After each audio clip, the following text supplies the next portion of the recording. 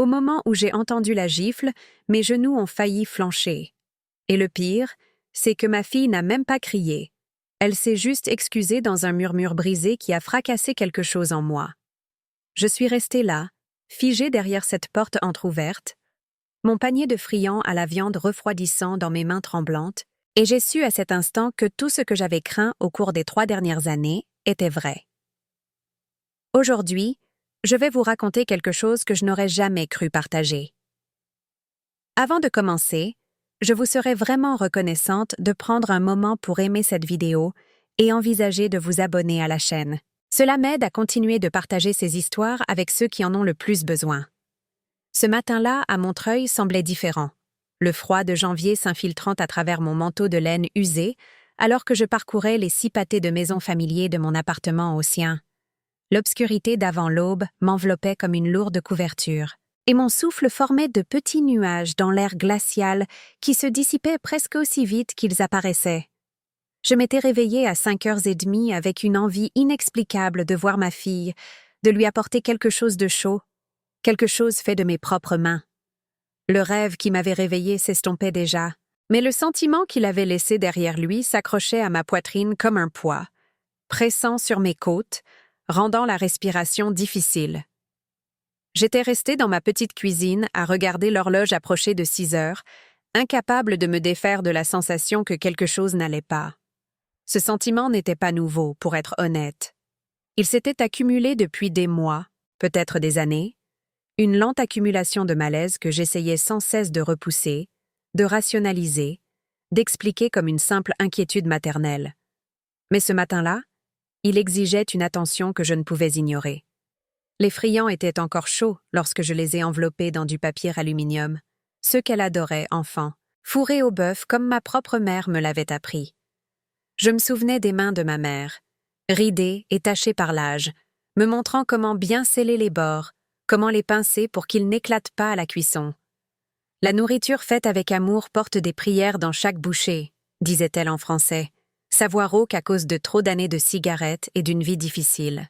J'ai enveloppé ces friands avec le même soin qu'elle m'avait montré, pliant le papier d'aluminium en coins précis, rentrant les bords, essayant de sceller non seulement la chaleur, mais aussi l'espoir, la protection, toutes les choses que j'aurais aimé pouvoir donner à ma fille, mais que je ne savais pas comment offrir.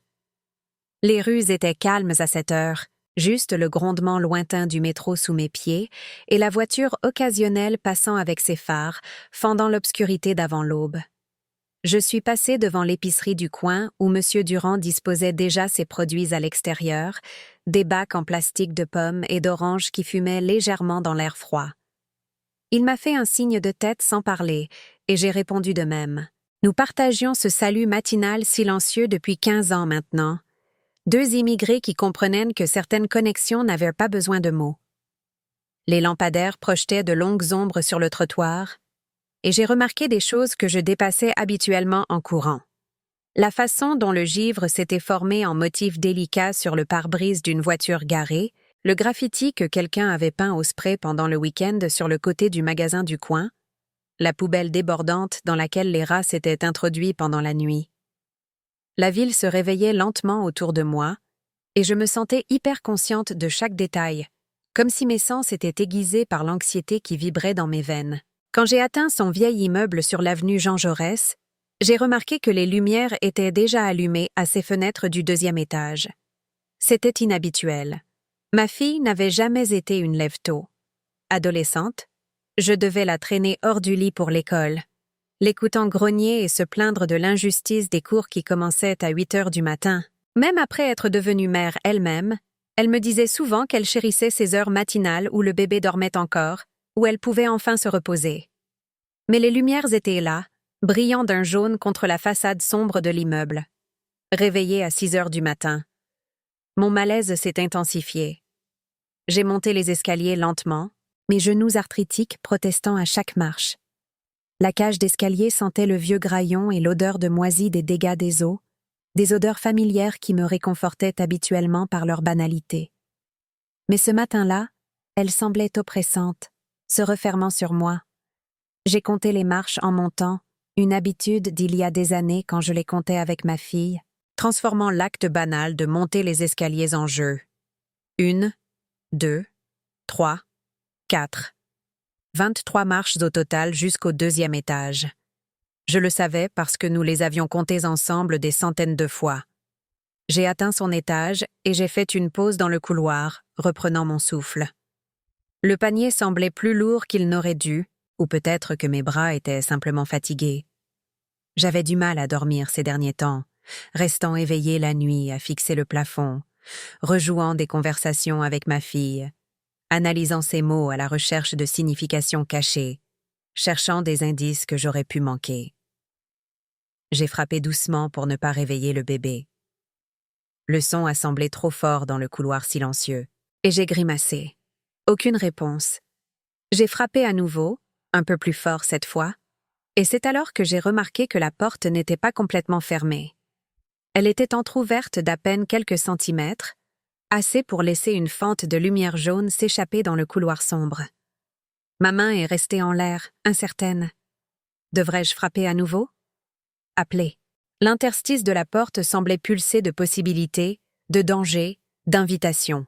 Je pouvais entendre des sons de l'intérieur maintenant que j'y prêtais attention. Le bourdonnement silencieux du réfrigérateur, le gargouillis lointain des tuyaux, le grincement du plancher alors que quelqu'un se déplaçait. J'aurais dû appeler, j'aurais dû m'annoncer, mais quelque chose me retenait, un instinct que je ne comprenais pas encore. C'était le même instinct qui m'avait réveillée à 5h30, le même sentiment qui m'avait poussé dans l'obscurité froide avec mon panier de friands. Mon corps savait quelque chose que mon esprit n'avait pas encore accepté. J'ai poussé la porte juste assez pour jeter un coup d'œil à l'intérieur, me déplaçant avec un silence que je ne me connaissais pas. Les gonds n'ont fait aucun bruit. Le couloir à l'intérieur était sombre, éclairé seulement par la lumière qui se déversait de la cuisine au fond. Je pouvais voir le manteau de ma fille accroché au crochet près de la porte, ses chaussures bien rangées en dessous. L'appartement sentait le café et autre chose. Quelque chose d'âcre et de piquant que je ne pouvais pas tout à fait identifier. La peur, peut-être? La peur peut-elle avoir une odeur? Et c'est là que j'ai entendu sa voix, tranchante et froide comme l'air d'hiver à l'extérieur. « Ce café est froid. Tu ne sais donc rien faire correctement ?» Mon souffle s'est coupé. Les mots m'ont frappé comme un coup physique, chaque syllabe chargée de mépris. Je pouvais voir dans la cuisine d'où je me tenais. Je pouvais voir le dos de ma fille alors qu'elle se tenait près du comptoir. Je pouvais voir comment ses épaules étaient voûtées d'une manière qui la faisait paraître si petite, si vaincue, si différente de la femme confiante que j'avais élevée. Elle portait la robe de chambre bleu pâle que je lui avais offerte à Noël dernier, celle pour laquelle j'avais économisé pendant 3 mois. C'était une polaire douce avec des fleurs brodées sur le col, et quand je la lui avais donnée, elle m'avait serré si fort que je pouvais à peine respirer, m'avait dit qu'elle était magnifique, qu'elle l'adorait. Maintenant, elle flottait sur sa silhouette comme si elle avait 2 tailles de trop, et j'ai réalisé avec un choc qu'elle avait perdu du poids. Comment n'avais-je pas remarqué avant? Ses cheveux bruns étaient attachés en une queue de cheval désordonnée, et même de dos. Je pouvais voir la tension dans son cou, la façon dont elle se tenait comme quelqu'un qui s'attend à recevoir un coup. Je l'ai regardée attraper la cafetière avec des mains tremblantes. Ses doigts, qui peignaient des aquarelles, jouaient du piano et tressaient des fleurs en guirlande pendant les pique-niques d'été, tremblaient si fort que j'ai eu peur qu'elle ne laisse tomber la cafetière. « Je suis désolée », a-t-elle dit, sa voix à peine plus haute qu'un murmure. « Je l'ai fait il y a 20 minutes. Je pensais que tu serais déjà levé. Laisse-moi te le réchauffer. » L'excuse dans sa voix, le ton désespérément conciliant, la façon dont elle assumait déjà la faute pour quelque chose qui n'était pas de sa faute, tout cela me donnait envie de crier. Ce n'était pas comme ça que je l'avais élevée. Je lui avais appris à se défendre, à exiger le respect, à ne jamais laisser personne la faire se sentir petite. Où était passée cette fille? Où était la fille qui avait un jour rabroué un professeur qui essayait de la blâmer pour l'erreur d'un autre élève? Où était la jeune femme qui s'était disputée avec son conseiller d'orientation pendant 1 heure pour s'inscrire à un cours surchargé qu'elle voulait suivre? « Je ne veux pas qu'il soit réchauffé », a-t-il claqué, et je pouvais l'entendre se rapprocher d'elle. « Je le veux frais. C'est trop demandé? » Et puis c'est arrivé. Ce son. Sec et sans équivoque, un claquement qui a semblé fendre l'air lui-même. Une gifle. Le son a résonné dans tout mon corps, dans mes os, dans mon cœur. Le temps a semblé ralentir et s'accélérer simultanément. Je me suis agrippée au cadre de la porte pour ne pas tomber. Ma vision nageant, des points noirs dansant au bord de ma vue. À travers l'ouverture, je l'ai vu trébucher sur le côté, sa main volant vers sa joue. La cafetière a cliqueté contre le comptoir mais n'est pas tombée. D'une manière ou d'une autre, même à ce moment-là, même alors qu'elle était frappée, elle a réussi à la rattraper, à l'empêcher de se casser, à éviter de faire un désordre qui le mettrait davantage en colère. « S'il te plaît », a-t-elle supplié, et le brisement de ce seul mot a creusé quelque chose dans ma poitrine.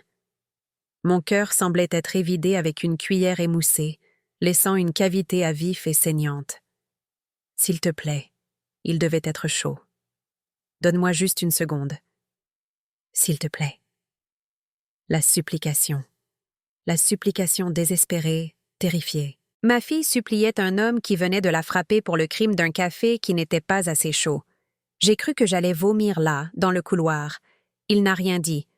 Je pouvais entendre sa respiration lourde, pouvais sentir la rage qui émanait de lui même si je ne voyais pas son visage sous cet angle.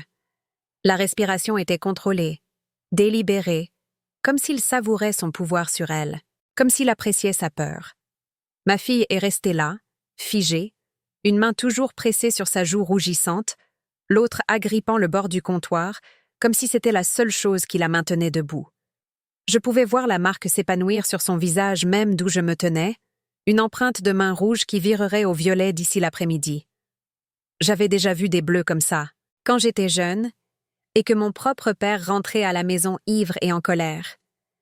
Je savais exactement comment cette marque évoluerait au cours des jours suivants, les couleurs qu'elle traverserait, du rouge au violet, au vert, au jaune.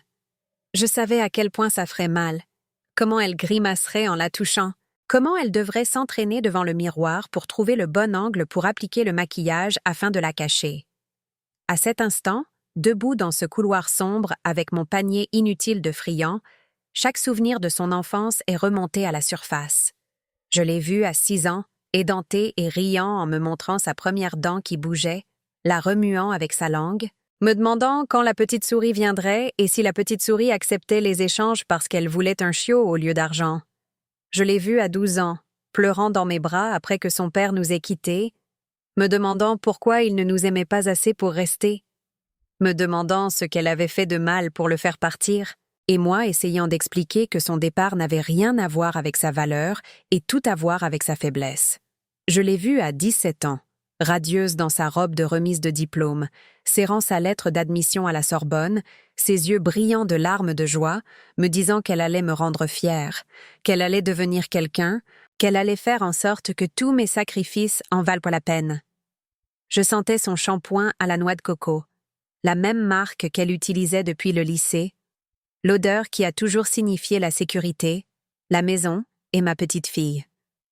Je sentais le poids de sa tête sur mon épaule pendant toutes ces nuits, où nous n'étions que toutes les deux contre le monde, où nous nous blottissions sur le canapé à regarder des films que nous ne pouvions pas vraiment nous permettre de louer, partageant un bol de pop-corn et prétendant que nous n'étions pas inquiètes des factures qui s'empilaient sur la table de la cuisine. J'entendais son rire, le vrai rire qui remplissait notre petit appartement, celui qui la faisait grogner d'une manière qui l'embarrassait, mais qui me ravissait parce qu'il était si authentique, si sans défense. Et maintenant ça. Maintenant, ma belle et brillante fille se tenait dans sa propre cuisine, s'excusant pour la température du café, sa joue portant la marque d'un homme qui prétendait l'aimer.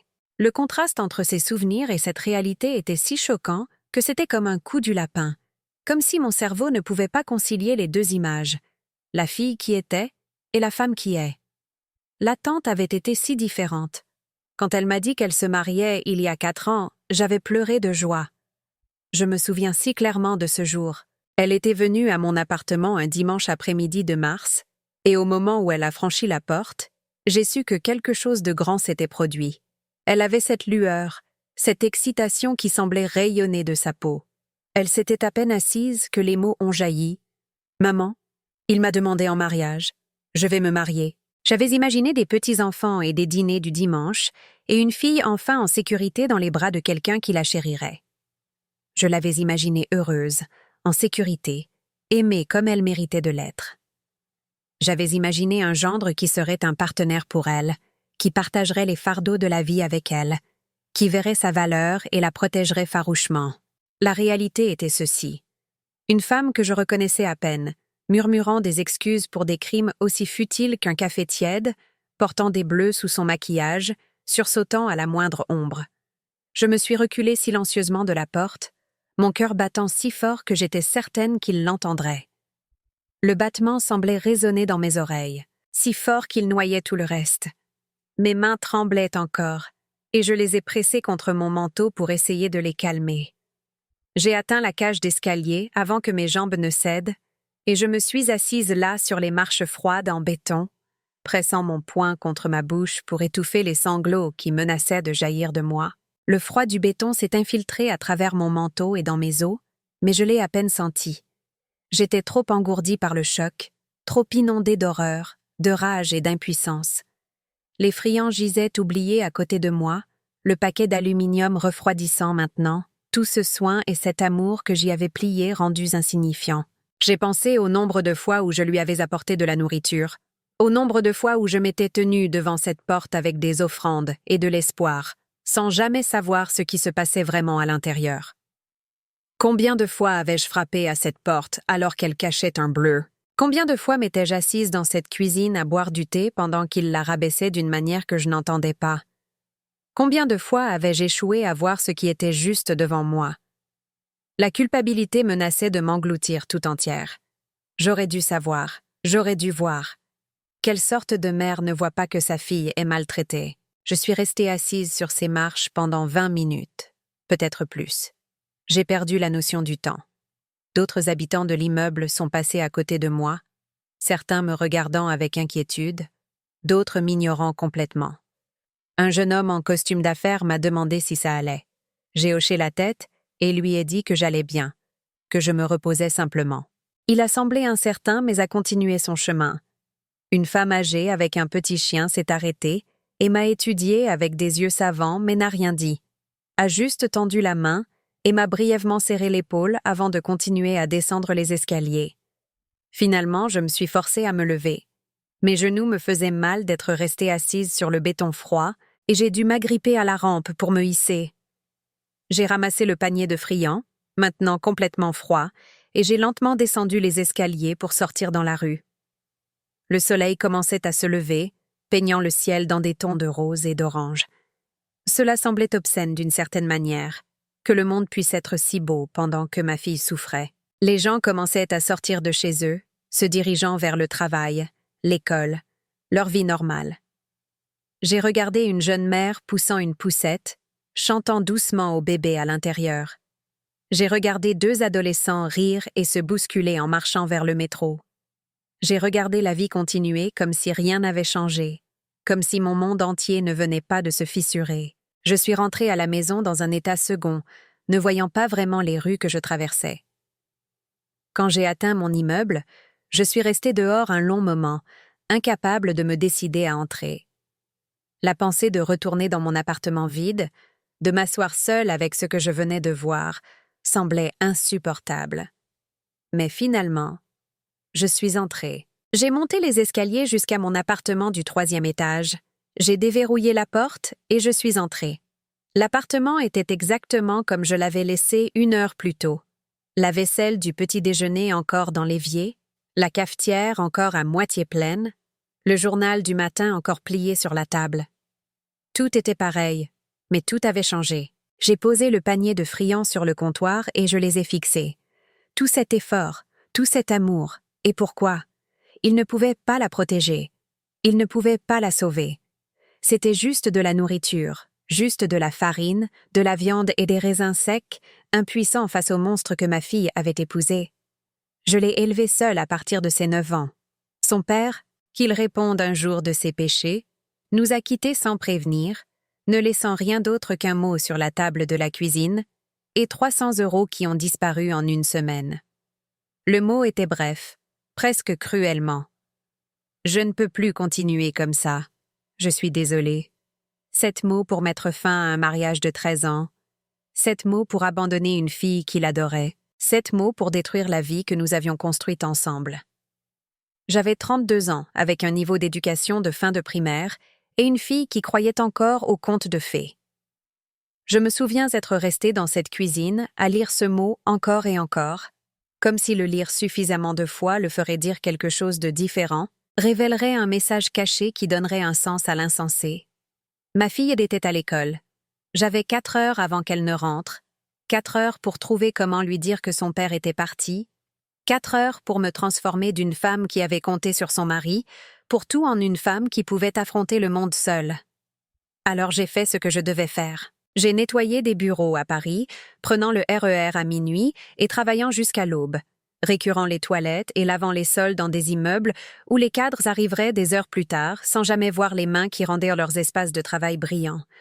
Je rentrais en métro au lever du soleil, entouré d'autres personnes fatiguées se dirigeant dans la direction opposée, tous faisant partie de la main-d'œuvre invisible qui faisait tourner la ville. Pendant la journée, je faisais des retouches dans une minuscule boutique à Belleville, mes doigts se crispant sur les ourlets et les coutures jusqu'à saigner. Je me souviens encore de l'odeur de cette boutique, tissu, vapeur et la nourriture chinoise du restaurant d'à côté. Madame Petit, la propriétaire de la boutique, était gentille mais ferme, attendant la perfection dans chaque point.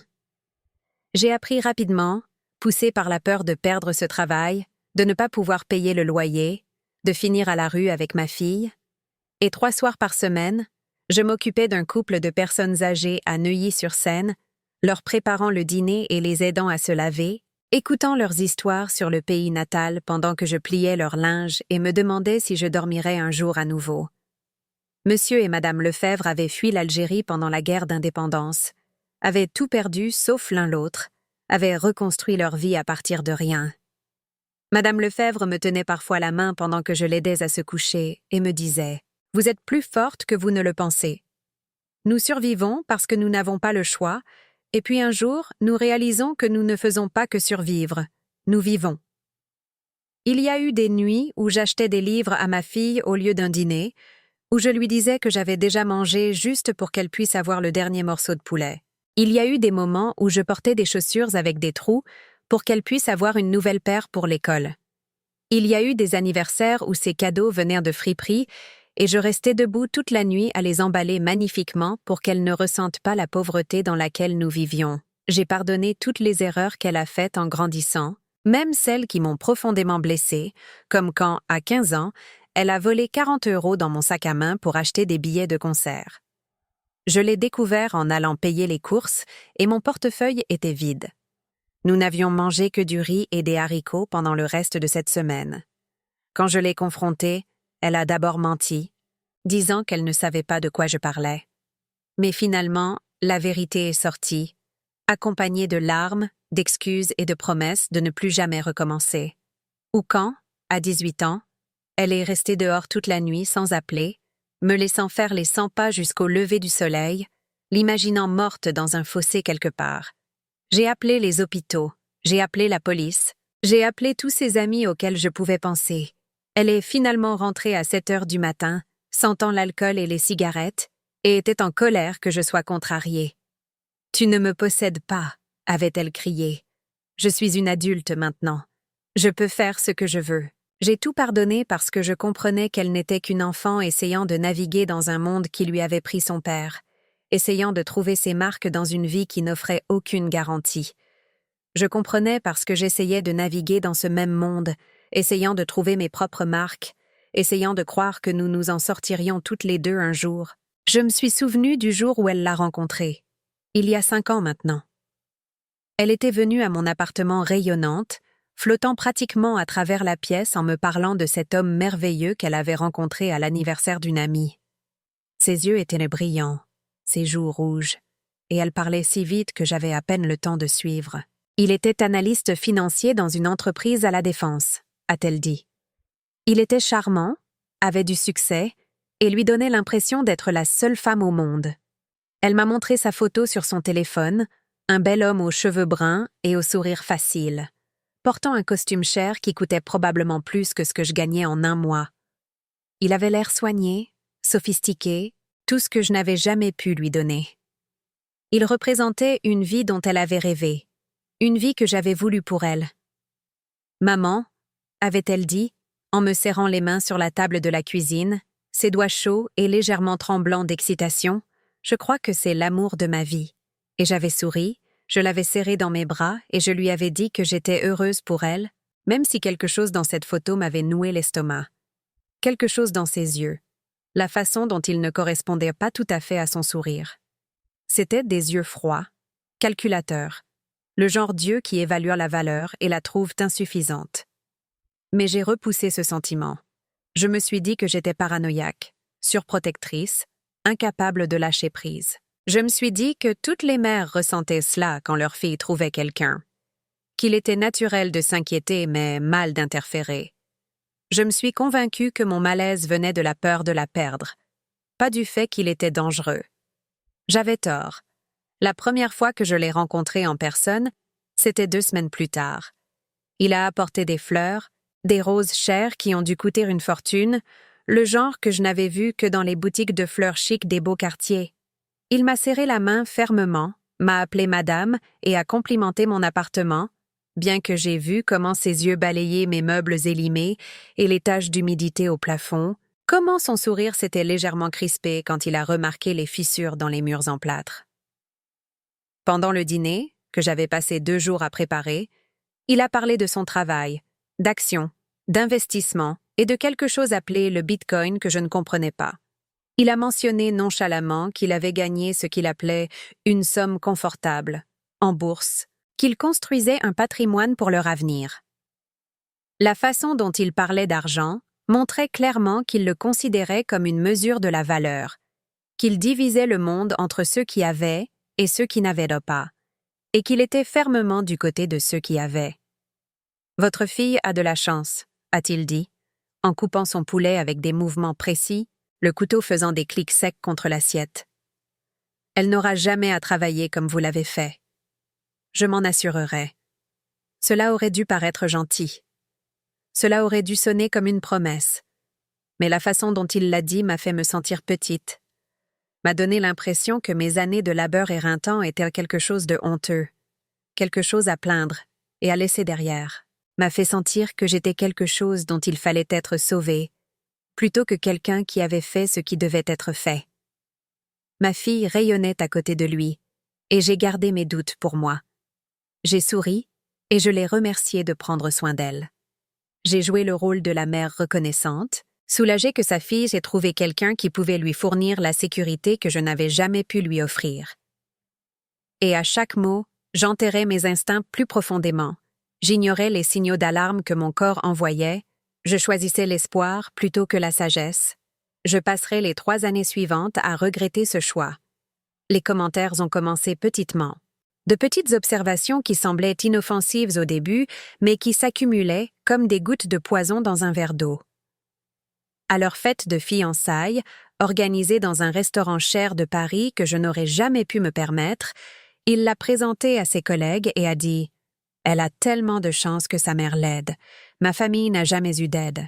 Nous avons appris à nous débrouiller seuls. » Les mots ont été prononcés avec un sourire, mais j'ai vu le visage de ma fille se décomposer légèrement, j'ai vu la blessure traverser ses traits avant qu'elle ne la couvre d'un rire.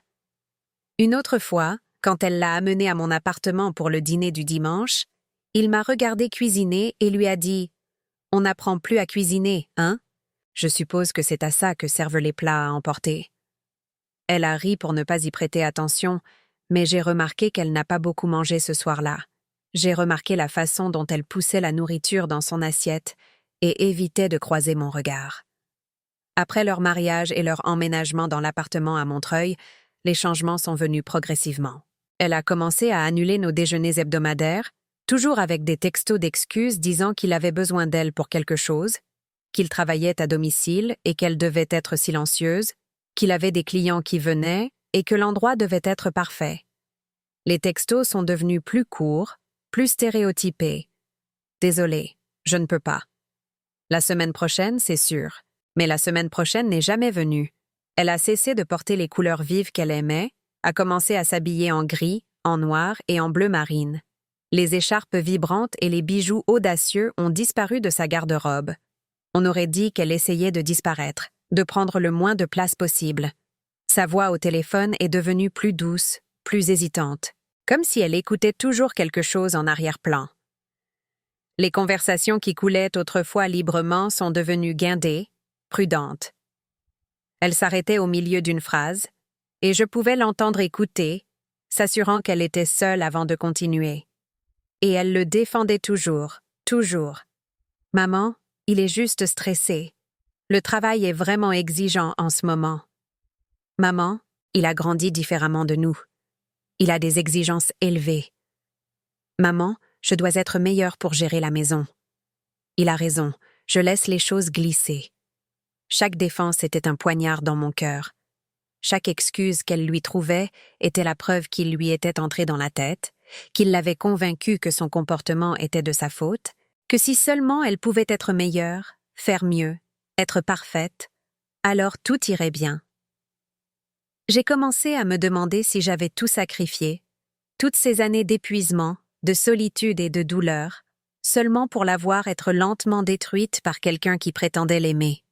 La question me tenait éveillée la nuit, fixant le plafond de ma petite chambre, écoutant les bruits de la ville par ma fenêtre et me demandant où j'avais mal agi.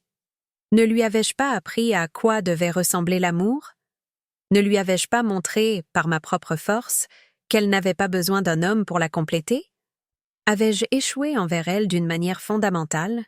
Mon 65e anniversaire est passé avec seulement un texto de sa part, envoyé à 23 heures. « Désolée maman, journée de folie, je t'appelle demain. » Elle n'a pas appelé le lendemain, ni le surlendemain.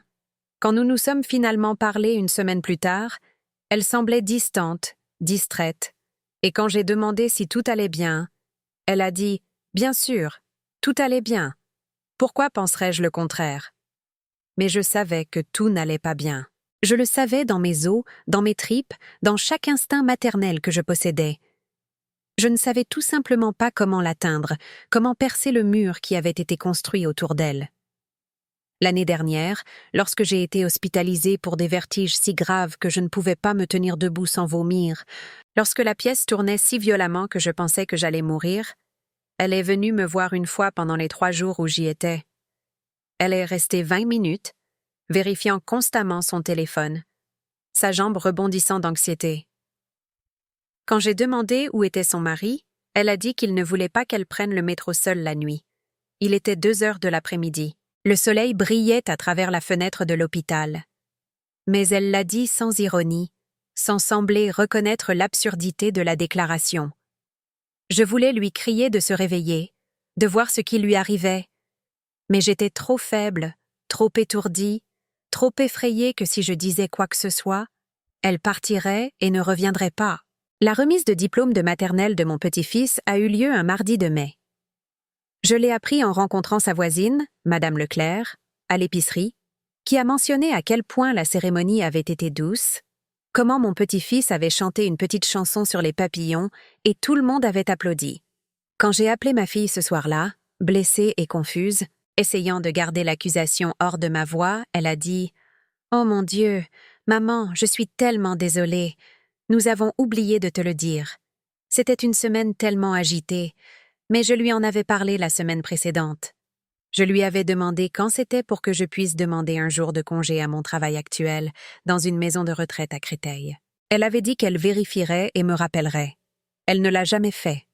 La prise de conscience qu'elle ne m'avait délibérément pas parlé de la remise de diplôme, qu'il lui avait probablement interdit de m'inviter, m'a frappée comme un coup de massue.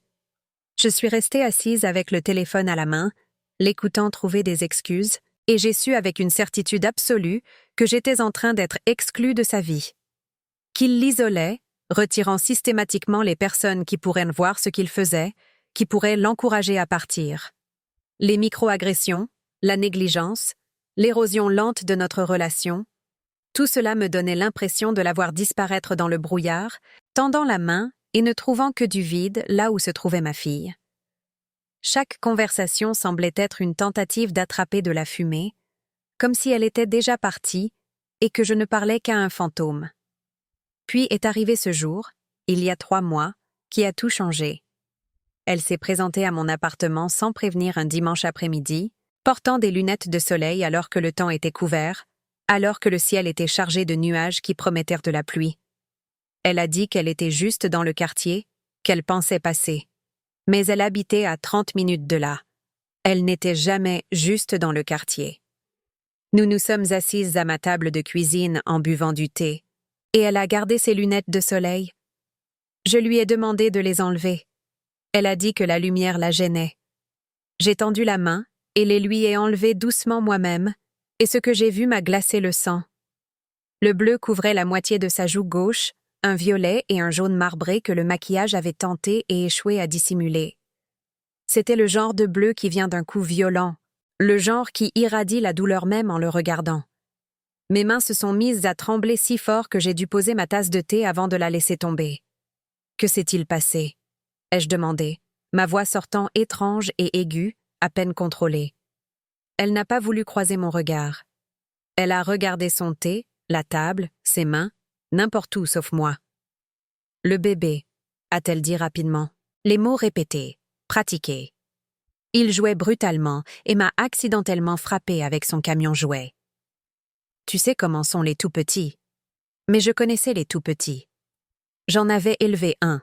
Et les tout-petits ne laissent pas de bleu en forme de doigt, ne laissent pas de marque qui s'enroule de la pommette à la mâchoire, comme si quelqu'un lui avait saisi le visage et serré. Les tout-petits ne créent pas de blessures qui nécessitent autant de correcteurs, autant de mensonges, autant de honte irradiant de chaque centimètre de son corps.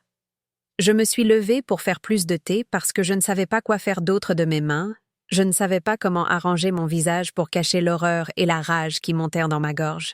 Mes mains tremblaient en attrapant la bouilloire, en ouvrant le robinet.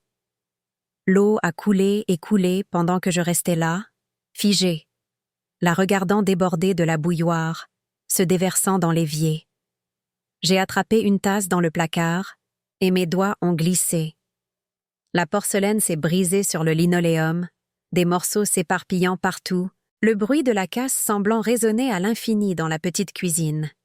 Je suis restée là à regarder les fragments, la façon dont quelque chose d'entier pouvait devenir si irrémédiablement brisé en un instant, et j'ai eu l'impression de regarder une métaphore de la vie de ma fille. Ma fille s'est levée d'un bond pour m'aider à nettoyer, et nous nous sommes agenouillés sur le sol ensemble pour ramasser les morceaux en silence. Nos mains travaillaient en tandem, rassemblant les fragments tranchants.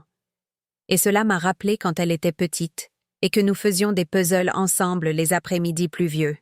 Mais c'était un puzzle qui ne pouvait pas être reconstitué. Je voulais lui crier dessus, la secouer, exiger la vérité, mais j'avais peur. Peur que si je la poussais trop fort, elle partirait et ne reviendrait jamais.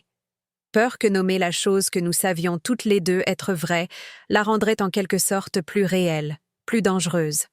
Peur de dire la mauvaise chose et de la pousser davantage dans ses bras, plus loin de la sécurité. Cette nuit-là, je suis restée longtemps devant le miroir de ma salle de bain, à regarder mon propre visage, les rides, les cheveux gris et les yeux fatigués d'une femme qui avait tant survécu. J'avais survécu au départ de mon mari. J'avais survécu à la pauvreté. J'avais survécu à un épuisement si complet que je ne me souvenais parfois plus de mon propre nom. J'avais survécu à tous les obstacles que la vie m'avait lancés. Mais je ne savais pas comment survivre à ça. Je ne savais pas comment sauver ma fille d'un danger qu'elle refusait de reconnaître. J'ai murmuré à mon reflet « Dis quelque chose, fais quelque chose ».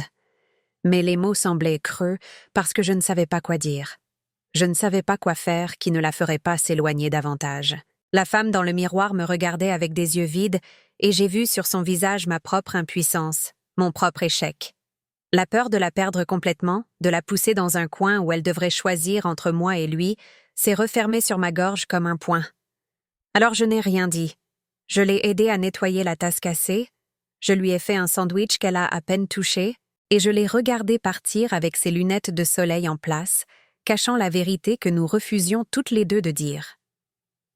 Cette semaine-là, j'ai enlevé toutes ces photos d'enfance de mes murs. Je ne supportais plus de les regarder, Ne supportait pas le contraste entre la fille rieuse et confiante sur ses photos et la femme effrayée et diminuée qui s'était assise à ma table en mentant sur des bleus. Le poids de chaque cadre dans mes mains me donnait l'impression de l'enterrer, comme si j'acceptais que la fille que je connaissais était partie. J'ai rangé les photos dans une boîte et je les poussées sous mon lit, et pendant 3 jours, j'ai pleuré chaque fois que je passais devant les espaces vides sur mes murs. Les murs semblèrent blessés, les rectangles propres où les photos avaient été accrochées se détachant sur la peinture jaunie, des accusations sous forme d'absence. Quand j'ai finalement trouvé le courage de l'appeler et de lui demander doucement, prudemment, à propos du bleu à nouveau, choisissant mes mots avec la précision de quelqu'un qui désamorce une bombe, elle a réagi d'une manière qui m'a terrifiée plus que toute autre chose. Elle a paniqué. Sa voix est devenue aiguë, rapide et désespérée, les mots se bousculant dans une précipitation pour expliquer, pour défendre, pour me faire arrêter de poser des questions. « Maman, s'il te plaît, ne gâche pas ça pour moi. S'il te plaît. » Il est sous une pression énorme au travail en ce moment. La bourse a été volatile, et il gère des comptes importants et il craque parfois quand je fais des erreurs. Mais c'est de ma faute. Je ne suis pas douée pour tenir la maison comme il en a besoin. J'oublie des choses. Je ne suis pas assez organisée. Si seulement je pouvais être meilleure à ça, si seulement je pouvais faire les choses bien, il ne serait pas si frustré. Chaque mot était comme si elle me giflait à la place de lui. Chaque excuse était la preuve de la profondeur avec laquelle il s'était immiscé dans son esprit, de la manière dont il l'avait complètement convaincue quel était le problème. J'ai essayé de lui dire que rien de ce qu'elle pouvait faire ou ne pas faire ne justifiait la violence, que l'amour ne ressemblait pas à ça, qu'elle méritait mieux, qu'elle n'était pas responsable de ses actions. Mais elle m'a coupé la parole, sa voix montant à un ton que je n'avais jamais entendu de sa part. « Tu ne comprends pas. Tu ne l'as jamais aimé de toute façon. Tu le juges toujours. Tu cherches toujours les problèmes. C'est mon mariage, maman. Ne t'en mêle pas. » Et puis elle m'a raccroché au nez. Ma propre fille m'a raccroché au nez. La tonalité a bourdonné dans mon oreille, dure et finale, et je suis restée assise avec le téléphone mort dans ma main et j'ai senti quelque chose se fissurer en moi. Je suis restée assise avec le téléphone mort dans ma main et j'ai senti quelque chose se fissurer en moi. Pas une fracture nette, mais une fracture dentelée qui s'est ramifiée dans plusieurs directions, se propageant comme des fissures dans la glace. Le dimanche suivant, ils m'ont invitée à dîner chez eux. L'invitation est venue par texto, formelle et rigide. Dîner ce dimanche à 18h. S'il te plaît, viens. Pas de chaleur, pas d'explication pour la dispute que nous avions eue, pas de reconnaissance du fait qu'elle m'avait raccroché au nez. Juste un ordre déguisé en invitation. J'ai failli ne pas y aller, mais j'étais désespérée de la voir, de réparer d'une manière ou d'une autre ce qui s'était cassé entre nous, de trouver un moyen de retrouver ma fille. J'ai passé des heures à essayer de décider quoi apporter, quoi porter, comment agir. Devais-je prétendre que la dispute n'avait jamais eu lieu? Devais-je m'excuser de l'avoir contrariée? Devais-je affronter la situation de front? Finalement, j'ai apporté une simple tarte, aux pommes et à la cannelle, sa préférée d'enfance. J'ai porté ma meilleure robe, la bleue marine que je gardais pour les grandes occasions, et j'ai décidé de suivre son exemple, d'être tout ce dont elle avait besoin que je sois si cela signifiait rester dans sa vie. Quand je suis arrivée, il a ouvert la porte avec un large sourire, aussi charmant que le jour où je l'ai rencontré. C'était comme regarder un acteur entrer en scène, la transformation si complète et si instantanée que c'en était presque impressionnant de calcul. « Entrez, entrez », a-t-il dit chaleureusement, en prenant mon manteau avec un soin exagéré. « Vous nous avez manqué, ça fait trop longtemps. » Cela faisait une semaine. Une semaine que ma fille m'avait raccroché au nez. Mais il agissait comme si nous étions de vieux amis se retrouvant après une longue absence. Ma fille était dans la cuisine, et quand je l'ai serrée dans mes bras, elle était raide, mal à l'aise, comme si j'étreignais un mannequin. Le bleu s'était estompé, mais je pouvais encore en voir une ombre sous son maquillage. Une teinte jaunâtre le long de sa mâchoire que le fond de teint ne pouvait pas tout à fait couvrir. Mon petit-fils, presque 3 ans maintenant, m'a serré les jambes et je l'ai pris dans mes bras, respirant son odeur de petit garçon de biscuits, petit beurre et de shampoing pour bébé, essayant de m'ancrer dans son innocence, dans l'amour pur d'un enfant qui ne comprenait pas encore l'obscurité qui l'entourait. Pendant le dîner, son mari a été l'hôte parfait. Il a demandé de mes nouvelles, de mon travail, a fait des blagues qui semblaient conçues pour faire rire tout le monde. Il a complimenté la tarte que j'avais apportée, a insisté pour servir tout le monde lui-même, a versé du vin avec panache. Il jouait un rôle, ai-je réalisé. Il mettait en scène l'homme de famille aimant.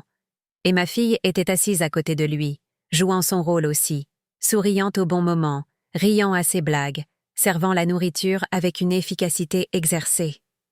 Mais j'ai remarqué des choses. La façon dont elle sursautait légèrement quand il attrapait le sel, son corps se tendant juste une fraction de seconde avant qu'elle ne contrôle la réaction. La façon dont elle le surveillait constamment du coin de l'œil, contrôlant son humeur, lisant sur son visage les signes de mécontentement. La façon dont elle se levait d'un bond pour remplir son verre d'eau avant même qu'il ne puisse le demander, anticipant ses besoins avec l'hypervigilance de quelqu'un qui a appris que ne pas anticiper avait des conséquences. À un moment donné, il s'est penché en arrière sur sa chaise et m'a regardé avec ce sourire qui n'atteignait jamais ses yeux. « Elle devient un peu dramatique quand elle est fatiguée », a-t-il dit, comme si nous discutions de la météo, comme si ma fille n'était pas assise juste là. Émotionnelle. Vous savez comment les femmes peuvent être. Ma fille a fixé son assiette et n'a rien dit. Son visage était soigneusement vide, nettoyé de toute réaction. C'était le visage de quelqu'un qui avait appris à ne pas exister trop bruyamment. Plus tard, alors que je me préparais à partir, que j'enroulais mon écharpe autour de mon cou et attrapais mon manteau, mon petit-fils m'a tiré par la manche et a murmuré « Papa crie beaucoup ». Les mots m'ont frappé comme un coup physique. Je me suis agenouillée à son niveau, essayant de garder mon visage calme même si mon cœur battait la chamade. « Est-ce que papa te fait peur, mon chéri ?» Il a hoché la tête, son petit visage sérieux de la manière dont les enfants le deviennent quand ils disent une vérité que les adultes ne veulent pas entendre. Il fait pleurer maman. Avant que je puisse répondre, avant que je puisse demander quoi que ce soit d'autre, son père est apparu dans l'embrasure de la porte. « Au lit, mon grand ?» a-t-il dit, sa voix parfaitement agréable, comme s'il n'avait pas entendu ce que son fils venait de dire, bien que je sois certaine qu'il l'avait entendu.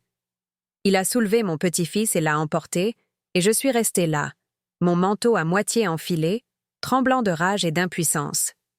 Quelques jours après ce dîner, j'ai rencontré Madame Bernard dans le hall de mon immeuble. C'était ma voisine 2 étages plus bas, une enseignante à la retraite qui vivait dans l'immeuble depuis 40 ans. Nous étions amis depuis longtemps, bavardant souvent dans l'ascenseur ou la buanderie, partageant de petits détails de nos vies comme le font les voisins. « Je voulais vous parler », a-t-elle dit, son visage buriné plein d'inquiétude. Elle a jeté un coup d'œil autour du hall vide et a baissé la voix. « À propos de votre fille. » Mon cœur s'est mis à battre. Quoi à son sujet? Elle a jeté un coup d'œil pour s'assurer que nous étions seuls, puis a baissé la voix encore plus. J'ai une amie qui vit dans l'immeuble à côté du leur. Même étage, les murs sont fins. Elle entend des cris à travers les murs. Beaucoup de cris. Et des pleurs. Elle a appelé la police 2 fois, mais, le temps qu'ils arrivent, tout est calme, et votre fille dit que tout va bien. J'ai senti mes genoux flageoler. Le hall semblait basculer autour de moi, et j'ai dû m'appuyer contre le mur pour me stabiliser. Madame Bernard m'a saisi le bras pour m'empêcher de tomber, ses vieilles mains étonnamment fortes. « Votre fille est en train de couler », a-t-elle dit doucement, et il y avait quelque chose dans ses yeux qui me disait qu'elle savait de quoi elle parlait, qu'elle avait déjà vu ça, peut-être même vécu ça. Ne la laissez pas sombrer. Ces mots ont résonné dans mon esprit pendant des semaines. Ne la laissez pas sombrer. Mais comment pouvais-je sauver quelqu'un qui refusait d'admettre qu'il se noyait? Comment pouvais-je atteindre quelqu'un qui continuait à insister sur le fait que tout allait bien, alors même que l'eau se refermait sur sa tête? Comment pouvais-je lancer une bouée de sauvetage à quelqu'un qui ne voulait pas la saisir? J'ai passé des nuits éveillées, à parcourir des scénarios dans ma tête. Je pouvais appeler la police moi-même, mais sans la coopération de ma fille. Que pouvait-il faire? Je pouvais appeler les services sociaux, Mais mon petit-fils n'était pas physiquement maltraité et le retirerait-il sur la base de simples cris? Je pouvais essayer de l'avoir seul, de vraiment lui parler sans lui, mais il ne la quittait jamais des yeux. Chaque solution que j'imaginais se heurtait à un mur, et je me sentais piégée, impuissante, regardant une catastrophe se dérouler au ralenti. La réponse est venue ce matin de janvier, debout derrière la porte avec mon panier de friands, entendant la gifle, entendant l'excuse brisée de ma fille.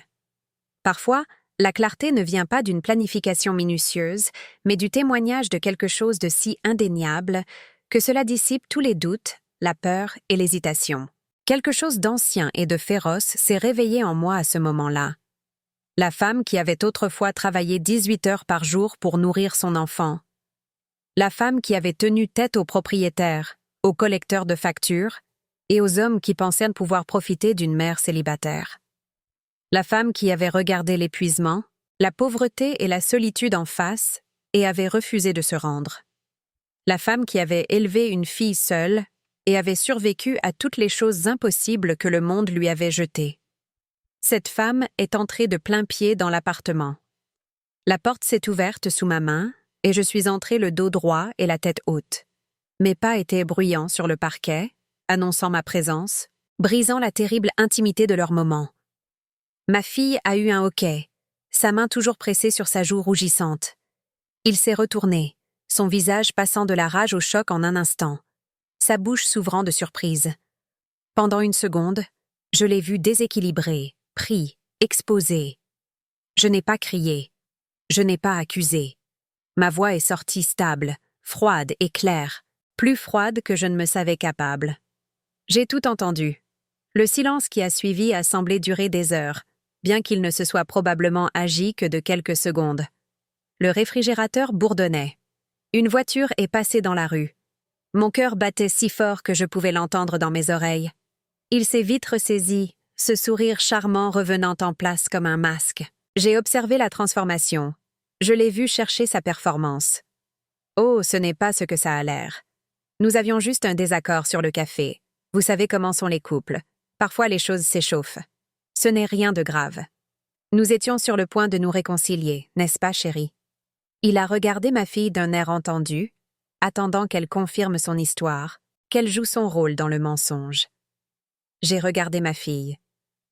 Elle me fixait avec de grands yeux, terrifiée, et je ne pouvais pas dire si elle avait peur de lui ou si elle avait peur que je détruise l'illusion qu'elle avait travaillé si dur à maintenir. Peut-être les deux. Probablement les deux. J'ai tout entendu, ai-je répété, laissant chaque mot tomber comme une pierre dans l'eau calme. Je t'ai entendu lui crier dessus. Je t'ai entendu la frapper. Je l'ai entendu supplier. Il a ouvert la bouche pour répondre, mais j'ai levé la main. Le geste m'a surprise moi-même, l'autorité qu'il contenait, sa finalité. Je pars maintenant, ai-je dit. Mais ce n'est pas fini. Pour la première fois depuis des années, j'ai senti ma colonne vertébrale se redresser. J'ai senti le poids que je portais, le poids de la peur, du doute et de l'inquiétude impuissante, commencer à se déplacer. Quelque chose avait changé à ce moment-là, quelque chose de fondamental et d'irréversible. J'en avais fini de me taire. J'en avais fini d'être complice.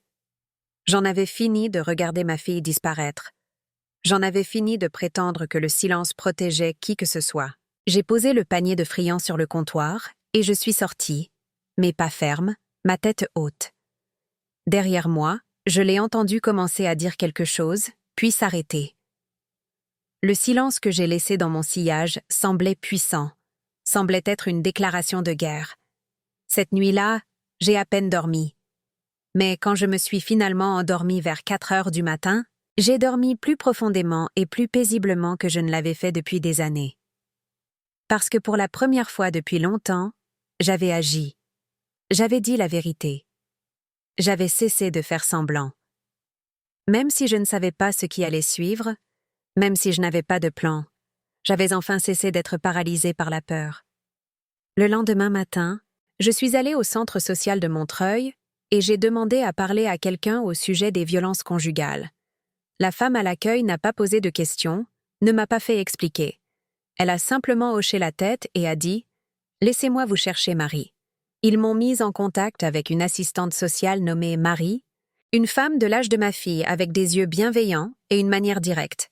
Elle n'a pas jugé. Elle ne m'a pas dit ce que j'aurais dû faire différemment. Elle ne m'a pas fait honte de ne pas avoir vu les signes plus tôt ou de ne pas avoir agi plus tôt. Elle a simplement écouté, puis elle m'a aidé à comprendre les mesures que je pouvais prendre, les ressources disponibles, les moyens de soutenir ma fille sans la repousser. Nous avons parlé de plans de sécurité, de documentation, du fait que le moment le plus dangereux pour une victime de violence conjugale est lorsqu'elle essaie de partir. C'est là qu'ils se sentent le plus menacés, a expliqué Marie. C'est là qu'ils perdent le contrôle. Et pour quelqu'un comme lui, quelqu'un qui a besoin de contrôle, c'est là qu'il est le plus dangereux. Nous avons parlé du cycle de la violence, de l'emprise traumatique, de la raison pour laquelle il est si difficile pour les gens de partir même lorsque la situation est clairement dangereuse. Elle a expliqué des choses qui m'ont aidé à comprendre le comportement de ma fille, qui m'ont aidé à voir que son maintien n'était pas de la faiblesse ou de la stupidité, mais le résultat d'une manipulation psychologique systématique. Elle m'a donné des numéros de téléphone pour des lignes d'écoute, pour des refuges, pour des avocats spécialisés dans les affaires de violence conjugale. Elle m'a donné des brochures, des dépliants et un dossier pour tout organiser. La chose la plus importante, m'a dit Marie, en se penchant en avant, les mains jointes sur son bureau, c'est de lui faire savoir que vous êtes là, que vous la croyez, que vous ne l'abandonnerez pas, quelle que soit sa décision. Parce qu'il lui a probablement dit que personne ne la croirait, que tout le monde penserait qu'elle est folle, que si elle part, elle perdra tout. Votre travail est d'être la voix qui contredit la sienne, d'être le rappel constant qu'il y a une issue, même quand elle ne peut pas la voir elle-même. Je suis rentrée à la maison avec un dossier plein d'informations et un plan. Cette nuit-là, j'ai dormi 8 heures complètes pour la première fois en une décennie. Une semaine après l'incident du café, ils m'ont invité pour ce qu'il a appelé une discussion familiale. L'invitation était formelle, presque professionnelle dans son ton. Nous aimerions avoir une réunion de famille pour mettre les choses au clair, disait le texto. Je savais que c'était un piège. Je savais qu'il voulait arranger les choses, me convaincre que ce que j'avais vu n'était pas réel, me ramener dans le rang. Mais j'y suis allée quand même, parce que j'avais besoin que ma fille voie que je n'allais pas être intimidée, que je n'allais pas disparaître. Quand je suis arrivée, il m'a accueillie à la porte comme si de rien n'était, tout sourire et chaleur. L'appartement était impeccable, des fleurs sur la table, du café frais en préparation. La scène était si soigneusement mise en scène que j'avais l'impression d'entrer sur un plateau de cinéma. Ma fille était assise sur le canapé, l'air épuisé, les mains jointes sur ses genoux, les yeux rougis comme si elle avait pleuré récemment. Il s'est assis en face de moi et s'est penché en avant, son expression sérieuse, sa voix modulée pour paraître raisonnable et concernée. « Je suis si content que vous soyez venu. Je pense qu'il y a eu un malentendu et je voulais mettre les choses au clair. Nous avons tous été sur les nerfs ces derniers temps. Le travail a été incroyablement stressant. J'ai géré des investissements à haut risque, des sommes importantes en actions et même des portefeuilles de crypto-monnaies, et je crains d'avoir ramené ce stress à la maison.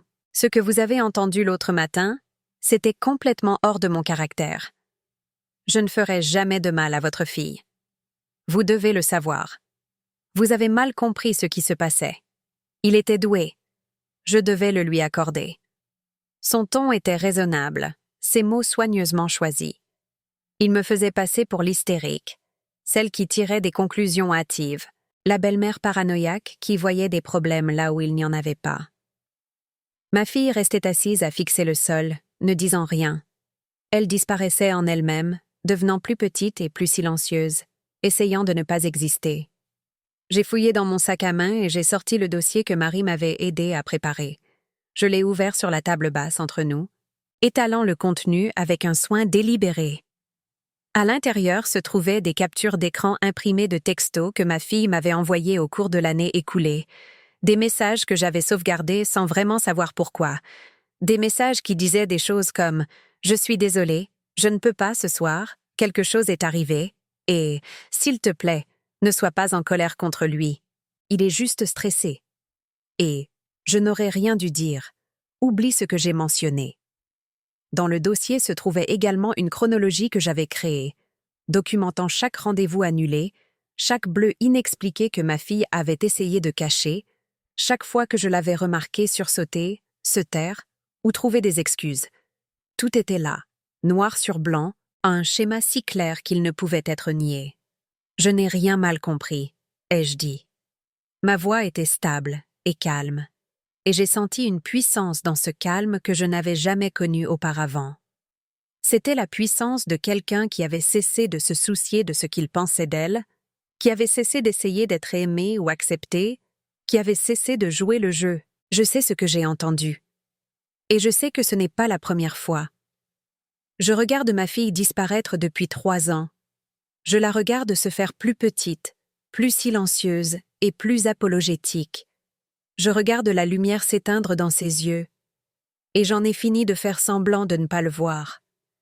Son visage a alors changé. Le masque du charme est tombé, et j'ai vu la rage en dessous, froide et contrôlée, bien plus effrayante que s'il avait crié. « Tu penses que tu peux briser notre famille ?» a-t-il dit, sa voix basse et dangereuse, chaque mot soigneusement articulé. « Tu penses que tu peux venir ici avec ton petit dossier et tes accusations et la monter contre moi? C'est ma femme. C'est notre maison. Tu es une vieille femme seule qui n'accepte pas que sa fille ait sa propre vie maintenant. Tu es jalouse. Tu ne supportes pas qu'elle soit heureuse, qu'elle ait ce que tu n'as jamais eu. » Les mots étaient conçus pour blesser, pour me faire douter de moi-même, pour me faire sentir petite. Mais ils ont glissé sur moi. J'avais cessé d'avoir peur de lui. Je l'ai regardé fixement, croisant son regard sans ciller. Je ne laisserai pas ma fille être humiliée ou blessée, ai-je dit. Je n'accepterai pas les mensonges. Je ne resterai pas silencieuse pendant que tu lui fais du mal. Puis je me suis tournée vers ma fille, qui fixait toujours le sol, des larmes coulant sur son visage, ses mains agrippant ses genoux si fort que ses jointures étaient blanches. « Et je n'achèterai plus l'amour, lui ai-je dit, en lui parlant mais en le pensant aussi pour moi. Je n'accepterai plus les miettes d'affection en prétendant qu'elles suffisent. Je t'aime plus que tout au monde. Mais je ne te regarderai pas être détruite. Respecte-nous ou perds-nous. » Le menton de ma fille a tremblé. Elle m'a regardée, et pour une seconde, juste un bref instant, j'ai vu la reconnaissance dans ses yeux. J'ai vu la graine de quelque chose se fissurer en elle. Le début de la compréhension que peut-être que ce n'était pas normal, pas acceptable, pas ce à quoi l'amour était censé ressembler. Je me suis levée, j'ai rassemblé mon dossier, et je suis sortie. Mes mains tremblaient, mais mes pas étaient fermes. 2 jours après cette confrontation, il m'a envoyé un long texto. C'était parfaitement conçu, un chef-d'œuvre de manipulation.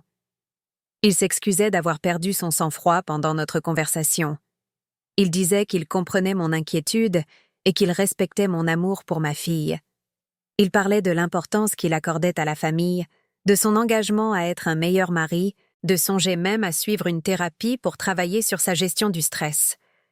Il a terminé en disant qu'il espérait que nous pourrions aller de l'avant ensemble pour le bien de mon petit-fils, qui avait besoin de sa grand-mère dans sa vie. C'était tout ce que j'aurais pu vouloir entendre. Et c'était complètement, totalement faux.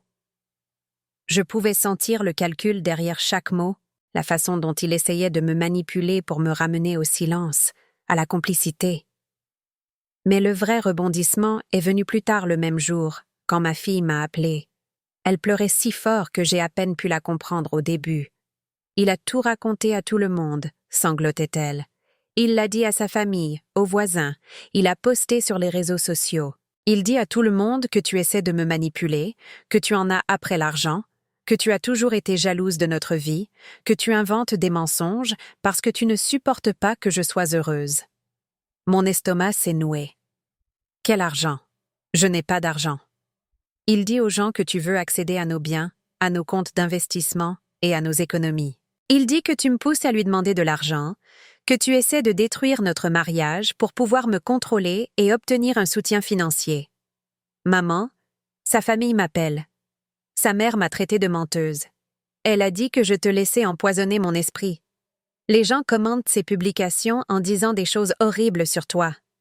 La cruauté de la chose m'a coupé le souffle. Il créait un récit où j'étais la méchante, où il était la victime d'une belle-mère vengeresse. Il l'isolait encore plus, retournant tout leur cercle social contre nous deux. Pendant un instant, j'ai senti la vieille peur remonter. La peur d'être seule, d'être considérée comme le problème, de perdre ma fille au profit de sa version de la réalité. Mais ensuite, j'ai pensé à Marie au centre social. J'ai pensé à Madame Bernard disant « Ne la laissez pas sombrer ». J'ai pensé à mon petit-fils murmurant « Papa crie beaucoup ». Et j'ai dit 4 mots qui m'ont surprise moi-même. « Rentre à la maison ». Silence à l'autre bout du fil. Je pouvais l'entendre respirer, pouvais entendre les rouages tourner dans son esprit. « Quoi ?» a murmuré ma fille. « Rentre à la maison, toi et le bébé, maintenant. Fais un sac et rentre à la maison. Je ne peux pas. Je ne peux pas simplement partir. Où irais-je? Que ferais-je? » Il a raison. Je n'ai rien. Je n'ai pas travaillé depuis 3 ans. Je n'ai pas d'argent à moi. Je n'ai aucun moyen de subvenir à mes besoins. Tu m'as, moi, ai-je dit. Et ma voix s'est brisée sur ces mots parce qu'ils étaient si vrais et si importants. Tu m'as toujours eu, et ça doit suffire. Elle n'a pas dit oui. Mais elle n'a pas dit non non plus.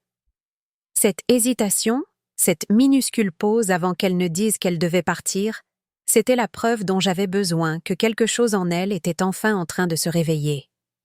1 mois plus tard, un mardi après-midi pendant qu'il était au travail, ma fille est partie. Elle n'est pas partie en un moment dramatique avec des valises faites et des portes qui claquent. Elle est partie lentement, prudemment, comme quelqu'un qui s'échappe d'un piège. Un sac de vêtements emporté dans sa voiture un matin en disant qu'elle allait au pressing. Des documents importants photographiés et envoyés par email à elle-même. Les bijoux de sa grand-mère, dont elle avait hérité, retirés discrètement du coffre-fort et cachés chez une amie. Et puis un jour, alors qu'il était en ville pour rencontrer des clients au sujet d'investissements boursiers majeurs qui, selon lui, les mettraient à l'abri pour la vie, elle a pris son fils, a conduit jusqu'à mon appartement et a dit « Je suis prête. Ils vivent dans ma chambre d'amis depuis 7 mois maintenant. La pièce qui contenait autrefois ma machine à coudre, des boîtes de vieux vêtements et des souvenirs contient maintenant un petit lit pour ma fille et un berceau pour mon petit-fils. C'est exigu. Ce n'est pas idéal. L'appartement qui me semblait trop grand pour moi seul me semble maintenant trop petit pour 3 personnes. Toutes nos affaires et tous nos sentiments compliqués. Mais c'est sûr, ma fille suit une thérapie 2 fois par semaine au centre social. Elle a commencé un groupe de soutien pour les survivantes de violences conjugales. Elle s'est inscrite à des cours en ligne pour terminer son diplôme, celui qu'elle avait laissé inachevé en se mariant. Elle postule à des emplois, reconstruisant lentement sa confiance en sa capacité à se débrouiller seule. Et lentement, si lentement, je la vois revenir à elle-même. La semaine dernière, elle a porté le pull jaune qu'elle aimait tant, celui que je n'avais pas vu depuis des années. Elle l'a mis le matin et m'a surprise en train de la fixer. « Quoi ?» a-t-elle demandé. « Rien, ai-je dit.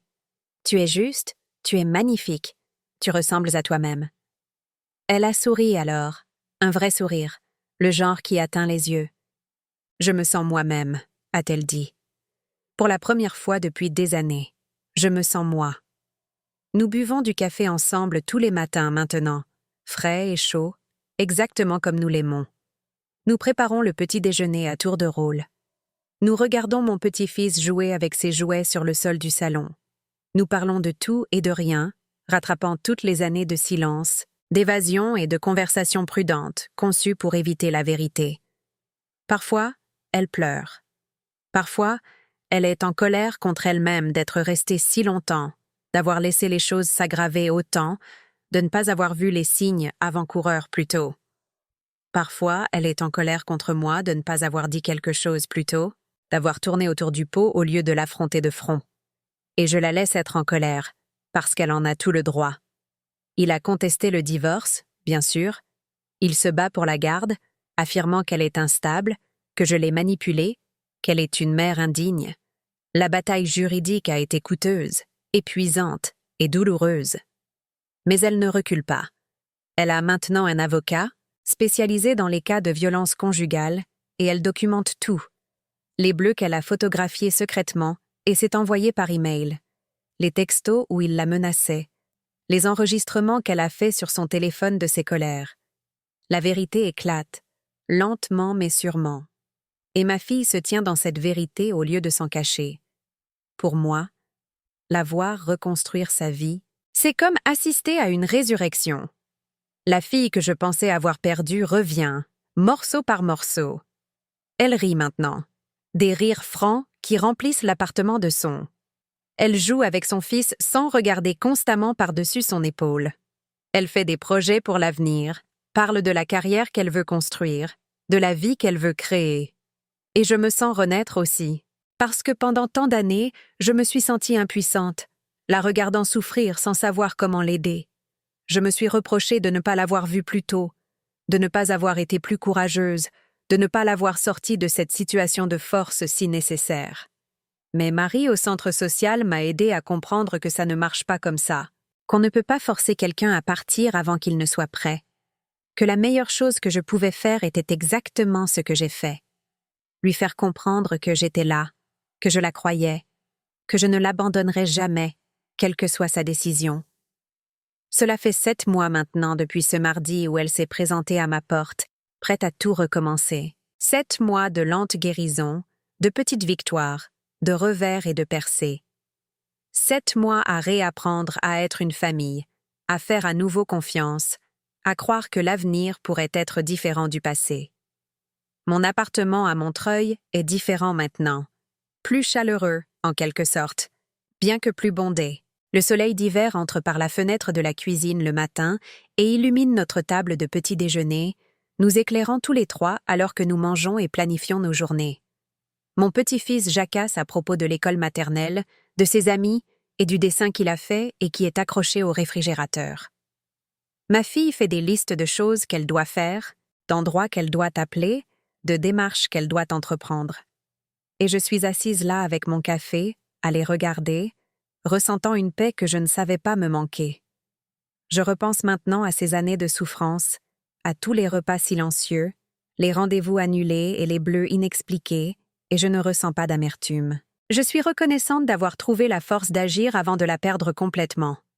Reconnaissante que la gifle que j'ai entendue ce matin-là derrière la porte ait été le catalyseur qui m'a finalement poussée à cesser de me taire. Reconnaissante que ma fille soit assez forte pour partir, assez courageuse pour recommencer, assez résiliente pour croire à nouveau en elle-même. Ces années à la regarder souffrir ne m'enchaînent plus au regret. Elles ont fait de moi une femme assez forte pour sauver sa fille, assez féroce pour tenir tête à la manipulation et aux mensonges, assez courageuse pour tout risquer pour la vérité. Et elles ont aussi façonné ma fille, d'une manière que nous découvrons encore. Elle n'est plus la même personne qu'elle était avant tout ça. Moi non plus. Nous sommes toutes les deux marquées, toutes les deux blessées, toutes les deux porteuses d'un traumatisme qui mettra des années à guérir complètement. Mais nous sommes aussi plus fortes. Nous sommes aussi plus sages. Nous sommes aussi plus déterminées à ne plus jamais accepter un amour qui ressemble à du contrôle, une affection qui vient avec des conditions, une famille qui nous oblige à nous faire petites. Chaque soir maintenant, quand je borde mon petit-fils dans son berceau, je lui murmure une promesse que je sais que ma fille peut entendre de son lit de l'autre côté de la pièce. Ce cycle s'arrête avec nous. Je lui promets qu'il grandira en sachant à quoi ressemble le véritable amour, qu'il verra sa mère être respectée, valorisée et traitée comme une égale, qu'il apprendra en nous regardant qu'il n'est jamais trop tard pour se choisir, pour exiger mieux, pour s'éloigner de tout ce qui vous rend moins que ce que vous êtes. Si vous écoutez ceci et que quelque chose vous semble douloureusement familier, si vous vous reconnaissez ou reconnaissez quelqu'un que vous aimez dans cette histoire, s'il vous plaît, ne l'ignorez pas. S'il vous plaît, n'attendez pas que la situation devienne insupportable. S'il vous plaît, ne vous dites pas que ce n'est pas si grave, que vous exagérez, que les choses s'amélioreront d'elles-mêmes. Ce ne sera pas le cas. La violence ne se guérit pas d'elle-même. L'amour ne fait pas mal de cette façon. Avez-vous déjà vécu ou connu quelqu'un qui a vécu quelque chose comme ça? Avez-vous vu quelqu'un que vous aimez disparaître dans une relation qui le détruisait lentement? Êtes-vous resté silencieux alors que vous auriez dû parler? Ou avez-vous parlé et on vous a dit que vous vous ingériez? Ou vous êtes-vous senti impuissant à sauver quelqu'un qui n'admettait pas avoir besoin d'aide? Si mon histoire vous a touché, si elle a résonné avec quelque chose dans votre propre vie, s'il vous plaît, partagez votre expérience dans les commentaires ci-dessous. Parfois, savoir que nous ne sommes pas seuls dans cette situation, savoir que d'autres ont parcouru ce chemin et ont survécu, est la chose qui nous donne le courage de faire ce premier pas vers la liberté. Et si vous avez trouvé de la valeur à entendre cette histoire, si elle vous a ému, ou vous a fait réfléchir, ou vous a aidé à comprendre quelque chose avec lequel vous luttiez, s'il vous plaît, aimez cette vidéo et abonnez-vous à cette chaîne.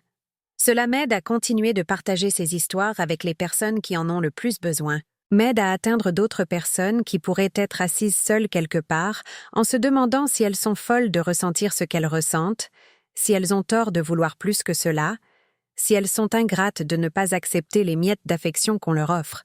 Vous n'êtes pas fou. Vous n'avez pas tort. Vous n'êtes pas ingrat. Vous méritez d'être aimé d'une manière qui vous fait vous sentir en sécurité, valorisé et libre. Et il n'est jamais trop tard pour choisir cela pour vous-même, peu importe depuis combien de temps vous acceptez moins. J'ai appris que la force ne consiste pas à ne jamais être brisé, c'est de trouver le courage de ramasser les morceaux et de reconstruire. C'est de reconnaître que les fissures qui laissent passer la lumière ne sont pas des signes de faiblesse, mais des preuves de survie. Ma fille et moi, nous sommes toutes les deux des œuvres en cours, apprenant jour après jour ce que signifie se réapproprier des ombres du contrôle de quelqu'un d'autre. Et chaque petite victoire, chaque matin où nous nous réveillons sans peur, chaque moment où nous nous choisissons plutôt que le confort de la douleur familière, est un témoignage de la résilience de l'esprit humain. C'est notre histoire, mais elle n'a pas à être la vôtre pour toujours. Il y a toujours une porte, toujours une issue, toujours quelqu'un qui attend pour vous aider à la franchir vers la lumière.